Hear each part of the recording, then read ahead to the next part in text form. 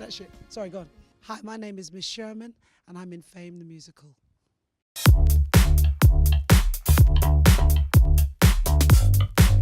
Miss Sherman is probably what you would call a tough love approach teacher. She's very passionate about her students, very much how I'm passionate about my music, how I'm passionate about life and art and everything else. Miss Sherman is like this about being a teacher. She feels it's her job to make her students understand the importance of the academic side of their education. Even though she values the artistic side, she wants them to see the value of the academic side too.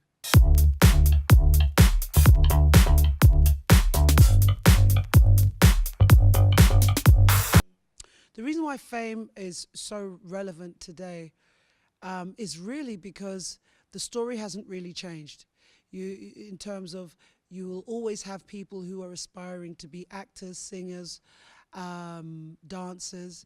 The only difference now, I believe why it's relevant, is because they're showing you a fast track to that process with all these reality shows and these musical theatre films and stuff. They don't really show you what really is needed to become great at what you do. Whereas Fame, the original script of Fame and the musical that we're doing, it brings you back to a time when it was seen as a real art to study your craft. It wasn't about just being famous. It was about studying your craft, excelling in your craft, working at your craft, and the payoff was Fame at the end of it, in that order. Fame was only a portion of that, whereas now it's the content.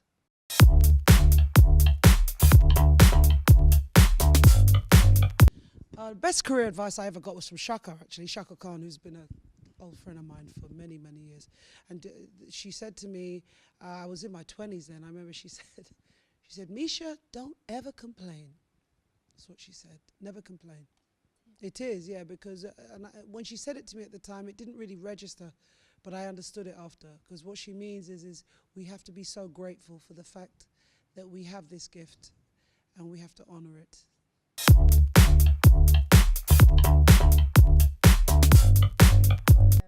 Believe in yourself. The advice I say to every artist and every person who is struggling, it is exactly what you're supposed to be doing. You are supposed to struggle. That's what you're supposed to do. When you are passionate about what you love, you are definitely going to struggle. If you're not struggling, you're doing something wrong. It's part of the process, okay, you know? And then the struggle is what makes your lyric real, you know? So to be an artist, it must be struggle, because then your stuff is great. That's why I love the show, because it shows the dark side of Fame, and it shows you what it's really about. I feel like a lot of these sort of musical theatre productions, especially now, they're all a bit too sugary, and they're not showing you the real depth of what happens to artists in the business. And you know, we're losing great artists all the time. Amy Winehouse, Whitney Houston, Prince, we could go on, you know. There's a dark side to this thing, and we have to address it.